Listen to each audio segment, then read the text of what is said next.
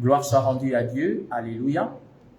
Nous apprécions la présence de chacun d'entre vous ici cet après-midi dans la maison du Seigneur et pouvoir partager ces moments. Aujourd'hui, se rencontre pour un temps de partage biblique. Alléluia. Et j'ai bien voulu partager un thème avec vous sur les bénéfices de la vie chrétienne ou les bénéfices liés à la vie chrétienne. Amen, amen. Les bénéfices liés à la vie chrétienne.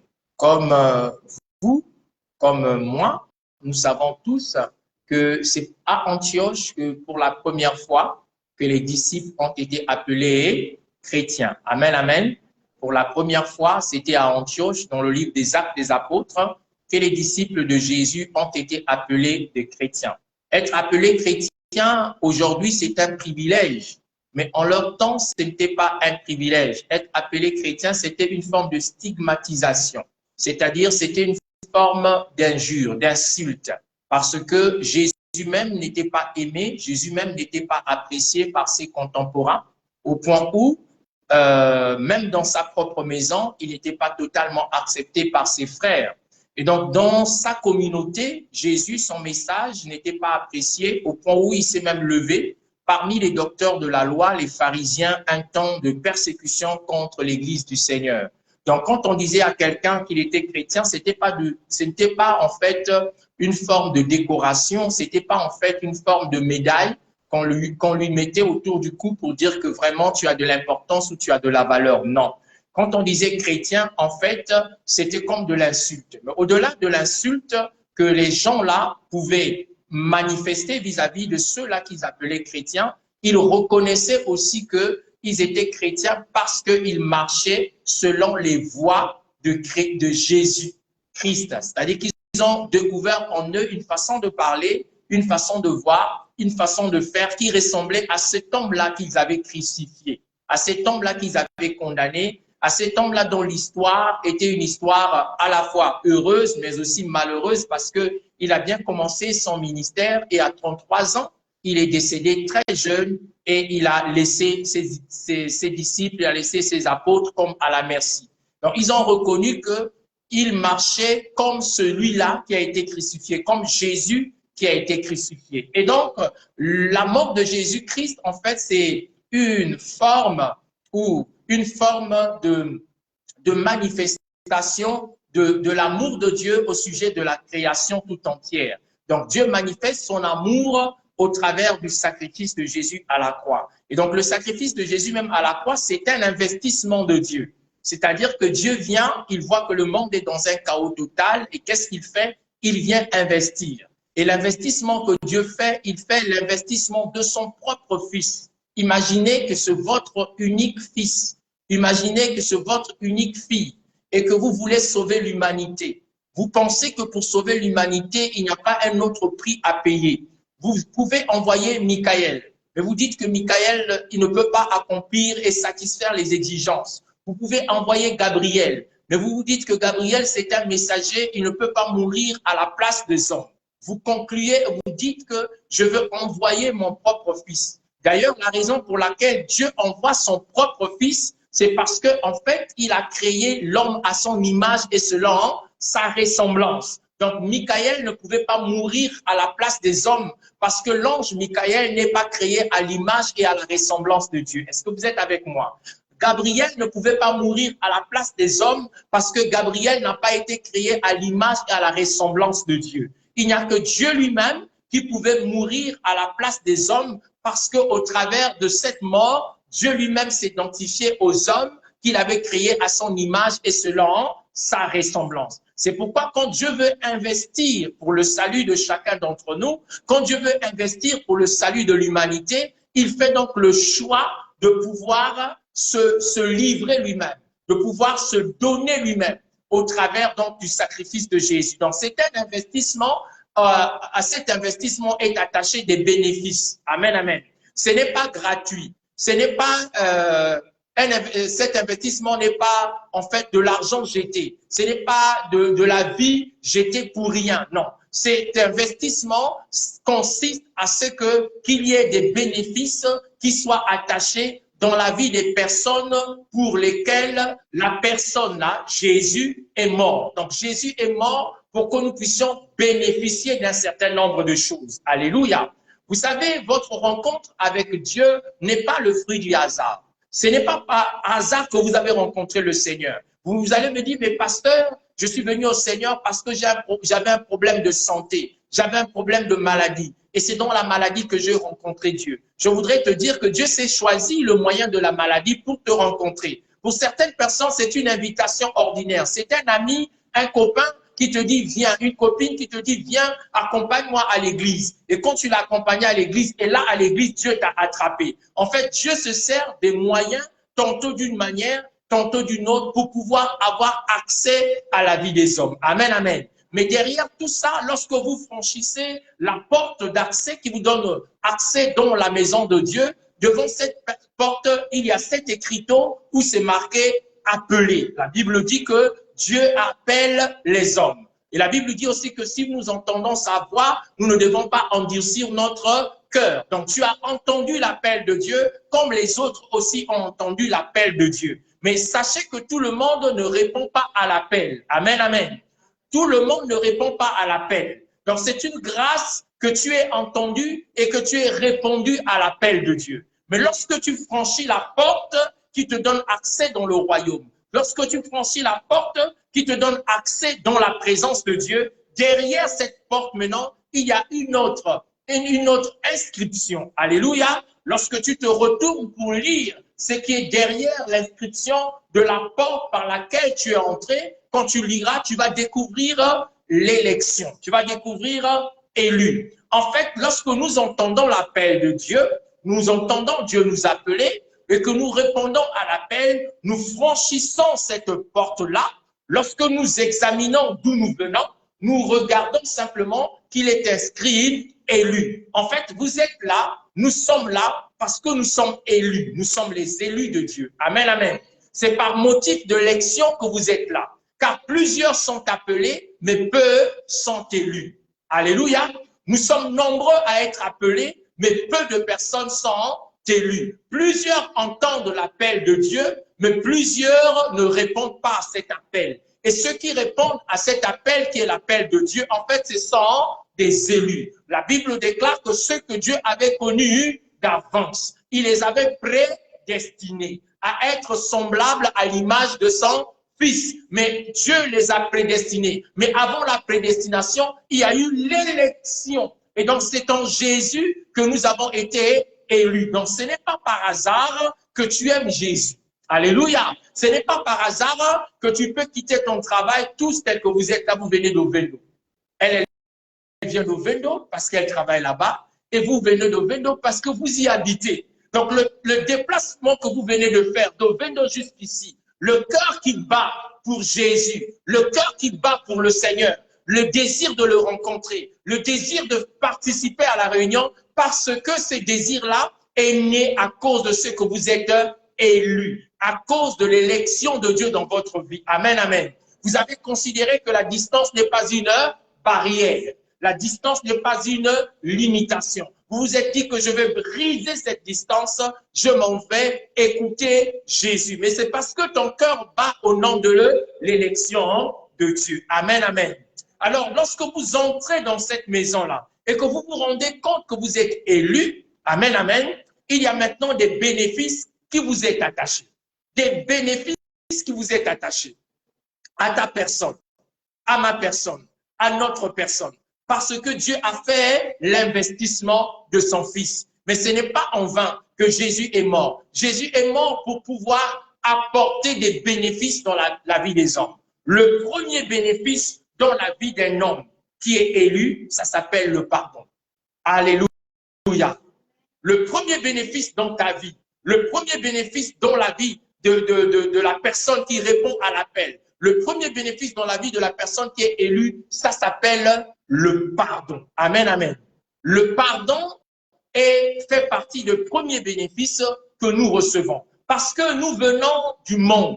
Et en venant du monde, nous avions un train de vie. Nous avions une façon de faire. nous avons une façon de voir, nous avions une façon de parler, nous avions une façon de nous comporter. Et la manière dont nous nous comportons, c'est ce que la Bible appelle la vaine manière de vivre que nous avons hérité de nos pères. Alléluia. La Bible déclare, ce n'est ni avec de l'or, ni avec de l'argent que nous avons été rachetés de la vaine manière de vivre que nous avons hérité de nos pères. En fait, il y a une vaine manière de vivre. Cette vaine manière de vivre se caractérise par tout ce que nous connaissons, que l'on appelle le péché. Alléluia. Cette vaine manière de vivre, c'est l'attachement à l'immoralité. Cette vaine manière de vivre, c'est l'attachement à la désobéissance, à l'incrédulité. Cette vaine manière de vivre se manifeste par cette vie décousue que nous avons héritée de nos pères, que nous avons héritée dans le monde. Donc, lorsque nous entrons dans la maison de Dieu,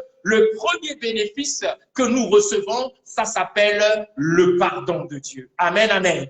Le pardon est la première chose que tu reçois dans la maison de Dieu. C'est pourquoi, bien-aimés dans le Seigneur, dans 1 Jean 1, verset 9, il est écrit, en Christ, nous trouvons le pardon des péchés. Si nous confessons nos péchés, il est fidèle et juste pour nous les pardonner et pour nous purifier de toute iniquité. 1 Jean 1, verset 9. Si nous confessons nos péchés, il est fidèle, il est juste pour nous les pardonner et pour nous purifier de toute iniquité. Pourquoi Dieu nous fait bénéficier du pardon? Parce que, en vérité, ce qui est sauvé à l'intérieur de nous, c'est notre esprit. Amen, amen.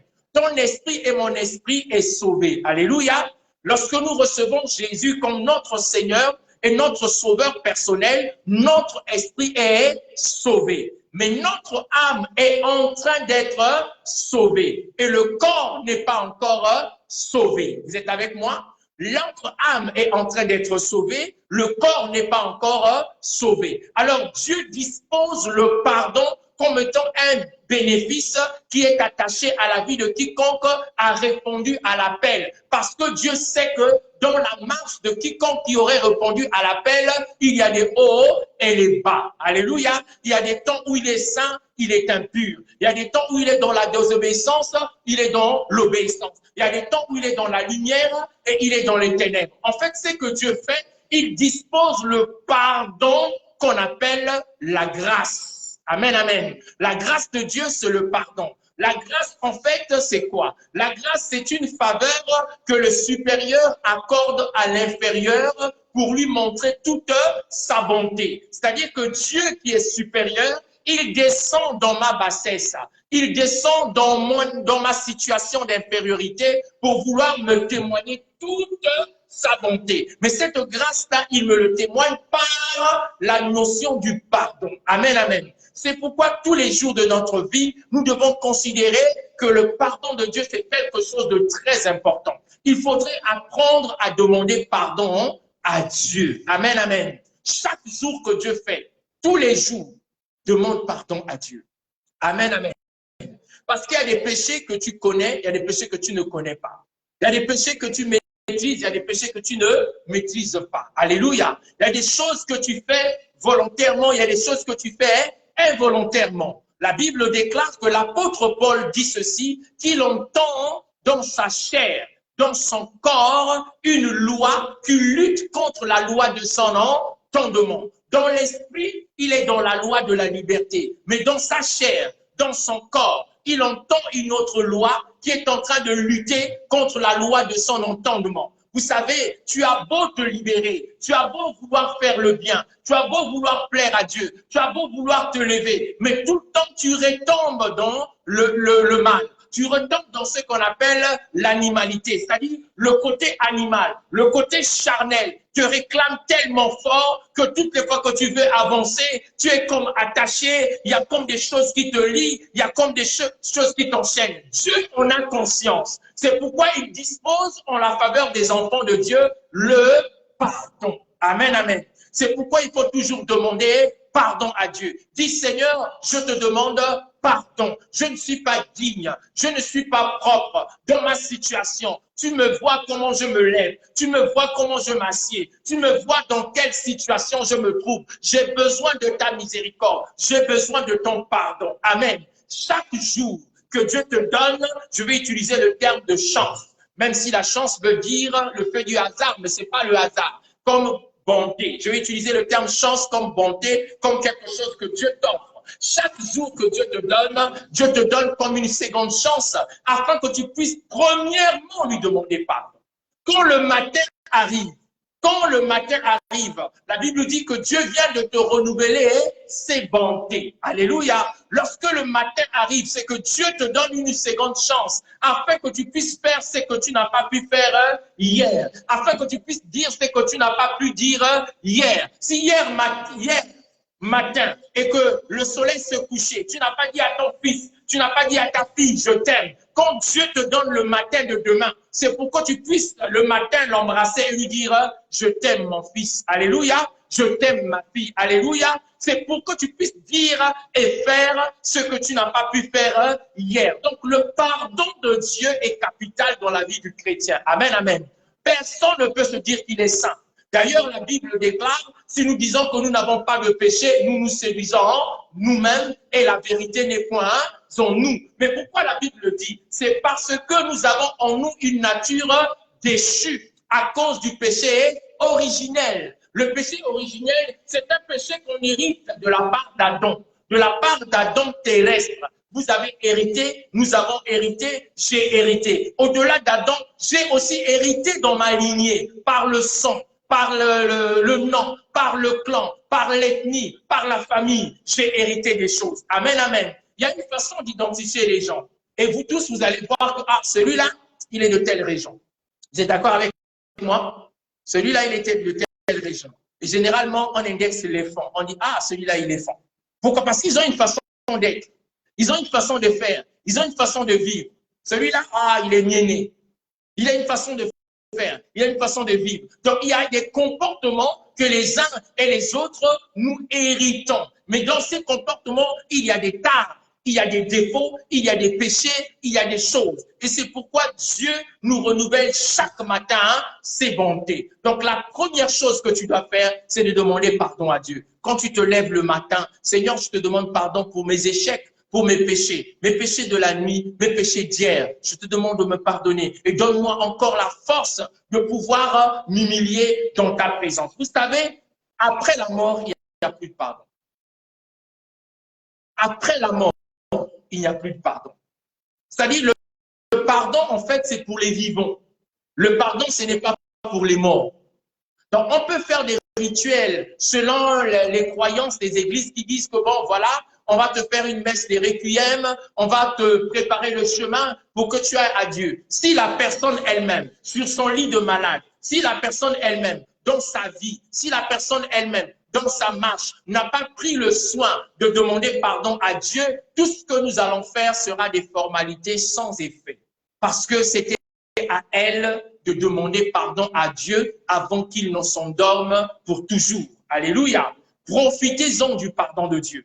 Profite du pardon de Dieu. Ce n'est pas que tu puisses vivre selon la chair. Mon appel ou mon message, ce n'est pas que je suis en train de nous donner une licence pour que nous puissions nous livrer à tout et à n'importe quoi. Non, ce n'est pas ça le sens de mon message. Le sens de mon message, c'est quoi? C'est que nous puissions nous rendre compte que Dieu a compassion de nous. Dieu a pitié de nous. Sa miséricorde veut véritablement se révéler et se manifester dans nos vies. Et la seule façon par laquelle nous entrons dans cette miséricorde, c'est que nous devons nous humilier. Dire, Seigneur, pardon. Ne t'arrête pas de demander pardon à Dieu. Alléluia.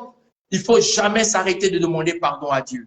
Jamais, jamais s'arrêter de demander pardon à Dieu. Dis, Seigneur, aie compassion de moi. Aie compassion de ma vie. Dans cette situation, je voulais m'en sortir. Ça fait 1 an. Ça fait 2 ans. Je n'arrive pas. Seigneur, je te demande pardon. Fais-moi grâce de m'en sortir. Tous les jours, sa miséricorde. Tous les jours, tu implores sa grâce. Et en ce moment-là, c'est sa grâce maintenant qui prendra en charge ta vie. Alléluia. Quand tu demandes pardon à Dieu, sa grâce prendra en charge ta vie. Vous savez, Satan ne viendra pas n'ira pas nous condamner chez Dieu. Vous le savez? Il ne peut plus aller nous condamner chez Dieu. Il n'a plus accès dans la présence de Dieu. Dans l'Ancien Testament, c'était possible. Il pouvait aussi, Dieu organise une rencontre, lui aussi il s'introduit. La Bible dit que Dieu avait rencontre avec ses fils, Lucifer est entré. Et Dieu lui dit, tu as vu mon serviteur Job? Alléluia. Dieu lui dit, est-ce que tu as vu mon serviteur Job? Il a dit, oui, je l'ai vu. Après, une discussion a commencé, une épreuve a commencé aussi dans la vie de Job. Mais ça, c'était dans l'Ancien Testament. C'était avant la mort de Jésus. Il pouvait avoir accès dans la présence de Dieu. Mais la Bible déclare que lorsque Jésus est mort, Jésus se tient maintenant à la droite de Dieu comme étant notre avocat. La Bible dit que Jésus est ton avocat. Jésus est mon avocat. Jésus est notre avocat. Il se tient à la droite de Dieu et il intercède pour Sophia. Il se tient à la droite de Dieu et il intercède pour Reine. Il se tient à la droite de Dieu, il intercède pour Sheila. Il intercède pour Patrick. Il intercède pour maman Nadine. Il intercède pour maman Charlotte. Il intercède pour chacun d'entre nous. Mais pourquoi il intercède? Pourquoi il est notre avocat? Le rôle des avocats, c'est de défendre les coupables. Amen, amen. La fonction de l'avocat, c'est de défendre quelqu'un qui est comme présumé coupable, qui est comme coupable, qui est coupable. Donc, dans la présence de Dieu, nous avons un avocat. Maintenant, le diable, qui est celui qui tue l'accusateur, qu'est-ce qu'il fait? Il ne peut plus aller dans la présence de Dieu pour dire, Seigneur, tu as vu Patrick? C'est un faux pasteur. Tu as vu ce qu'il a fait?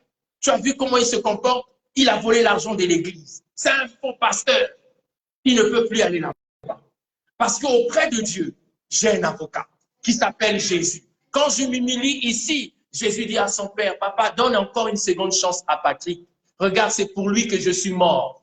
Il lui montre les plaies. Il dit, regarde, on m'a percé à cause de Patrick. Tu peux lui pardonner. Donne encore à Patrick une seconde chance. Amen, amen. Maintenant, le diable n'a plus accès. Il ne peut plus aller te condamner chez Dieu. Parce que quand il ne peut pas, parce que Jésus est là comme étant ton avocat. Jésus dira non, non, non, non, non, non, non, ce n'est pas possible. Amen, amen. Je ne peux pas, je ne peux pas, je ne peux pas, je ne peux pas. J'ai donné ma vie pour lui. Alors je ferme la porte. Alléluia. Mais qu'est-ce que le diable fait désormais? Il ne va plus chez Dieu pour te condamner. Il vient maintenant dans ta conscience. Il vient te parler dans ton cœur. Il vient tourmenter tes nuits. Il vient te hanter et te dire, tu sais, c'est pas possible. Ce que tu as fait, je ne peux pas te pardonner, même toi-même. C'est pas vrai. Ton péché est grave. Ton péché est tellement grave que Dieu ne peut pas te pardonner. Donc le diable, ce qu'il fait, il vient parler dans ta conscience. Il vient parler dans ton âme pour te dire que tu es coupable. Parce que devant Dieu, il ne peut plus. À cause de ce que devant Dieu, tu as un avocat qui est là, il s'appelle Jésus. Alors, vous savez, lorsque Martin Luther, le prêtre, lorsqu'il avait écrit 95 thèses qui démontraient que le salut s'obtenait par la foi et non par les œuvres. Vous savez ce qui s'est passé? Au-delà de ce que l'Église n'était pas content de lui, Satan lui-même aussi n'était pas d'accord avec lui. Satan est allé le voir pour lui dire, Martin Luther, tout ce que tu as fait, tu crois que c'est en croyant seulement que Jésus est mort, il est ressuscité, que Jésus vous a pardonné, que Jésus ceci, que vous êtes pardonné. Il dit non, non, non, tu n'es pas pardonné. Alors lui, dans sa vision, il dit à Satan, bon, amène-moi la liste de tous mes péchés. Comme ça, je te montrerai quel péché Jésus a pardonné et quel péché Jésus n'a pas pardonné. Le diable lui a amené la liste. Il lui a montré la liste. Et donc là, il a pris la liste. Il a dit, ben effectivement, je reconnais avoir fait ça. Je reconnais avoir fait aussi ceci. Je reconnais ça. Je reconnais, je reconnais, je reconnais, je reconnais. Mais Jésus m'a pardonné. Alléluia. Il a dit, mais Jésus m'a pardonné. Tu n'as pas besoin d'être coupable, de te sentir coupable. Si tu as demandé pardon à Dieu, n'entends plus la voix de Satan qui vient te dire que tu n'es pas sorti de l'affaire. Parce que Dieu ne ment pas. Alléluia. Dieu ne ment pas. Alléluia. Quand tu lui as demandé pardon pour quelque chose, assure-toi que c'est une garantie inébranlable. Il n'est pas un fils de l'homme pour mentir, ni non plus un fils de l'homme, il n'est pas un homme pour mentir, non plus un fils de l'homme pour se repentir. Amen, amen. Le diable lui a dit, non, Dieu ne t'a pas pardonné. Il a dit au diable, amène-moi encore une autre liste. Toutes les listes que le diable a amenées, il a dit oui, mais le sang de Jésus a coulé, mes péchés ont été effacés. Amen, amen. Le sang de Jésus a coulé, mes péchés ont été effacés. Je suis venu annoncer à quelqu'un que tes péchés ont été effacés. Alléluia. Que tu as été pardonné. Et ça fait partie du premier bénéfice de celui qui donne sa vie à Jésus, le pardon. Vous n'avez jamais remarqué que quand vous avez donné votre vie à Jésus, la première chose que vous avez ressentie, c'était que vous étiez devenu léger, légère. C'est le premier ressentiment, la légèreté. Vous vous êtes senti souple, vous vous êtes senti libéré, parce que le fardeau qui était sur vous, sur vos épaules, dans le dos, le fardeau qui était attaché à vos pieds, dans vos mains, ce fardeau-là a été enlevé, a été ôté. Alléluia. La Bible dit que le sang des animaux, le sang des boucs couvrait le péché. Alléluia. Le sang que Moïse répandait là-bas, qu'il répandait dans le sacerdoce de Aaron, le sang là que Aaron répandait, ce sang-là ne pouvait pas ôter le péché. Mais la Bible déclare que le sang de Jésus ôte le péché. Amen, amen. Donc, quel que soit ce que tu as fait, le sang de Jésus enlève. Amen. Devant la face de Dieu, il n'y a plus ce péché-là. C'est le diable qui vient t'accuser. C'est le diable qui vient pour te culpabiliser. Alors, vous savez, un jour, il y avait un homme. Amen, amen. Il était un jeune cuisinier. Et un jour, il a eu faim. Il s'est dit, ah, comment je vais faire? Il faut que je mange. Il n'avait rien à offrir à sa famille. Mais il était cuisinier. Donc, il avait la responsabilité de gérer ce qu'il y avait dans la cuisine. Mais sur lui, il y avait un chef. Et il s'est dit, bon, je vais quand même prendre un poulet et je vais aller manger à la maison. Au moins, ma famille va avoir quelque chose. Mais lui, il ne savait pas qu'on l'avait vu, que son chef cuisinier l'avait vu. Et donc, il a pris le poulet. Il est allé, il a mangé chez lui. Le jour d'après, il est revenu travailler parce qu'en cuisine, le chef fait son travail, l'aide cuisinier aussi fait son travail, mais tous les deux travaillent pour le bien-être de la maison. Alors le chef cuisinier est là, il s'assoit, il croise les mains, il croise les bras, il ne veut pas travailler. L'aide cuisinier lui dit, mais chef, il faut travailler. Il lui dit, non, je ne travaille pas aujourd'hui. Aujourd'hui, c'est toi qui travailles. Il dit, mais pourquoi c'est moi qui dois travailler? Il lui a dit, souviens-toi du poulet. Souviens-toi que tu avais mangé, tu avais pris le poulet. Je t'avais vu. Le gars s'est dit, ah, donc il m'avait vu. Il a travaillé ce jour-là. Le jour d'après, il a encore travaillé pour le chef cuisinier. Tous les jours, il commençait à travailler pour le chef cuisinier. Tous les jours. Donc, le chef cuisinier le brimait. Et un jour, il s'est levé, il a dit, non, cette affaire, il faut que ça se termine là. Je m'en vais moi-même dire au patron qu'un jour, j'ai volé. J'avais volé du poulet et je vais lui demander pardon. Et il va faire de moi ce qu'il veut. Et donc, il est allé voir le patron. Il a dit, patron, je voulais vous voir. Je suis venu vous confesser quelque chose. Un jour, j'avais faim. J'ai volé du poulet. Mais je voudrais vous demander pardon et vous rassurer que je ne peux plus faire ça. Le patron a dit, OK, je te pardonne. Rentre à la maison. Va continuer ton travail. Mais ne refais plus. Mais là, le chef cuisinier, il pensait que c'était pareil. Il est venu ce jour-là, il s'est assis, il a croisé ses mains, il a croisé ses jambes, il demande au jeune cuisinier de travailler. Le jeune cuisinier dit, non, moi je ne travaille pas. Aujourd'hui, je ne travaille pas pour toi. Et le chef cuisinier qui dit, souviens-toi du poulet. Comme on dit en anglais, remember the chicken. Il dit, non, non, non, moi je ne veux pas me souvenir du poulet. Il dit, mais je vais aller dire au patron. Et il s'est levé, il a dit, va dire au patron. Va lui dire que j'avais volé. Mais je voudrais te rassurer que moi-même, j'étais là-bas. Et j'ai dit au patron que un jour, j'avais faim, j'ai volé du poulet. Pardonne-moi pour le poulet que j'avais volé. Et tout de suite, le chef cuisinier ne savait plus quoi faire. Le chef cuisinier, c'est le diable. Amen, amen. Celui qui veut te rabâcher tout le temps que tu as péché. Va lui dire, non, moi-même, j'étais déjà allé dire à Dieu mon péché. Je lui ai confessé mon péché. Donc, laisse-moi tranquille. Quitte devant moi. Libère mes pensées. Libère-moi. Il y a plein de gens qui vivent avec la culpabilité. Des chrétiens qui vivent dans la culpabilité. Qui sont restés éternellement coupables devant Dieu. Non. Sors de la culpabilité. Même si tu dis aux hommes, tu confesses aux hommes ton péché, et que les hommes vont dire, hein, tu as pu faire ça. Parce qu'il y a des choses que tu ne peux pas confesser à tout le monde. Il y a même certains pasteurs qui ne peuvent pas tout entendre, parce qu'ils n'ont pas le cœur de berger. Vous êtes d'accord avec moi? Il y a même des pasteurs, ils n'ont pas le cœur de berger. Il y a des choses qu'ils ne peuvent pas entendre, qui ne peuvent pas supporter. Ils sont pasteurs, ils ont des titres de pasteurs, mais ils n'ont pas le cœur de berger. Le berger, il soigne les plaies. Le berger, il connaît la vie de ses brebis. Le berger va aller les chercher. Il peut aller les chercher dans une boîte de nuit, mais il ne va pas aller prêcher contre ça. Il ne va pas aller chanter la vie du brebis. La brebis ne peut pas lui dire, j'ai fait ça, j'ai fait ça, j'ai fait ça. C'est des choses graves, mais il ne va pas aller dire. Je me prostitue. Un berger ne peut pas aller le dire. Mais il y a des pasteurs, quand tu leur confesses, avant de sortir de son bureau, il a fait sonner le téléphone pour en parler à sa femme, pour en parler aux adjoints, pour en parler aux gens. Dès que tu arrives, les gens te regardent bizarrement et ce que tu avais confessé chez le pasteur est déjà sorti. Ils n'ont pas le cœur de berger. Amen, amen. Mais Jésus est le bon berger.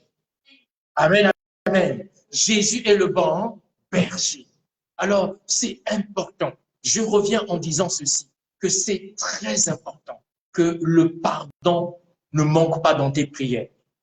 Même quand tu veux demander à Dieu, bénis-moi, n'oublie pas de dire Seigneur, pardonne-moi. N'oublie jamais de dire à Dieu, pardon, sanctifie-moi, purifie-moi, j'ai besoin de ta chaque jour. Amen, amen. Parce que même pour le boucle d'oreille, tu peux être condamné.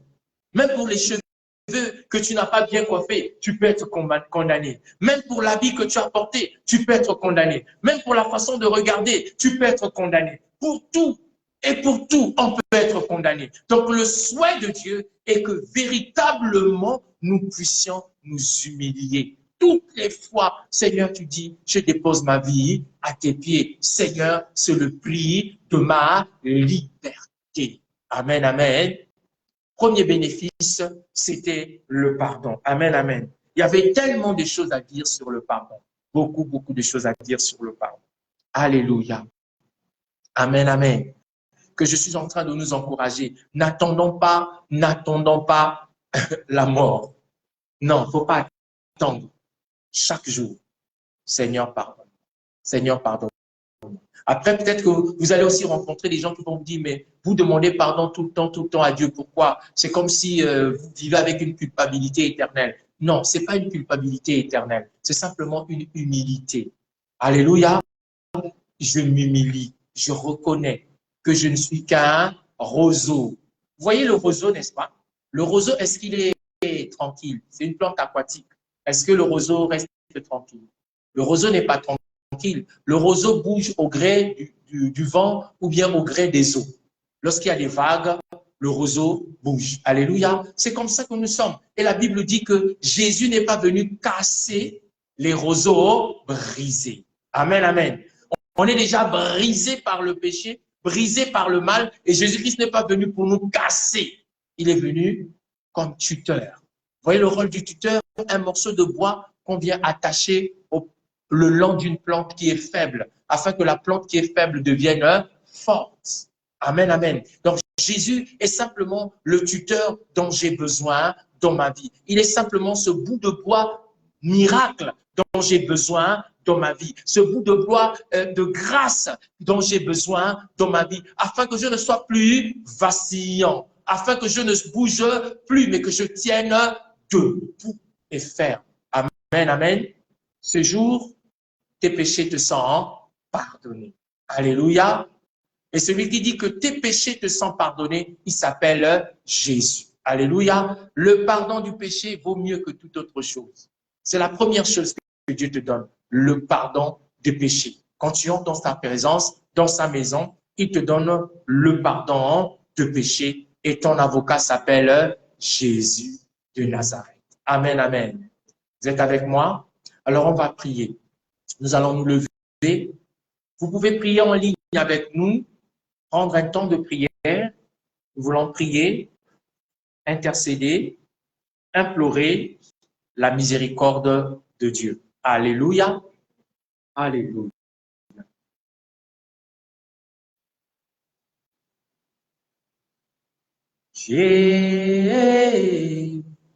Jésus, tu as les paroles de la vie, à qui rends-nous?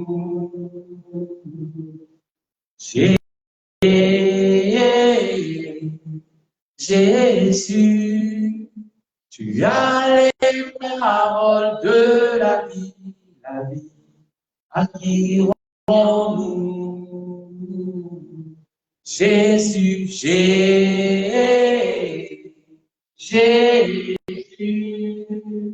tu as les paroles de la vie, à qui rends-nous?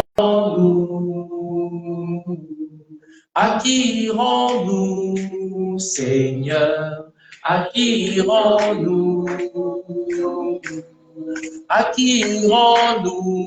C'est toi qui guéris. À qui rends-nous? À qui rends-nous? C'est toi qui pardonnes. À qui rends-nous? Chantons Jésus,